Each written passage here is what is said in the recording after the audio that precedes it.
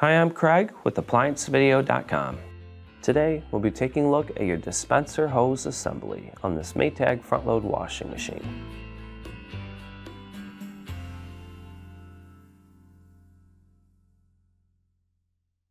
Stop. Before beginning any repair, always be sure to disconnect the power to the appliance. It is also recommended to test the outlet for the proper voltage. Remember to also turn off the water. The main reason why you'd be replacing your dispenser hose assembly is if it is cracked or ripped, causing water to leak out the front. Now, click on the link below to view this repair video. ApplianceVideo.com guides you step by step, giving you the confidence to avoid recalls and callbacks, also saving time on repairs. Whether you're up against an uncommon repair or the latest appliance on the market, our videos have been created with you in mind.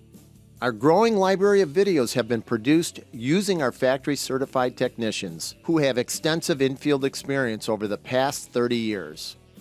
ApplianceVideo.com provides high-quality repair videos that anyone can follow, regardless of their skill level. We are here to help. Click on the link below to view this repair video and let us help you do it right the first time.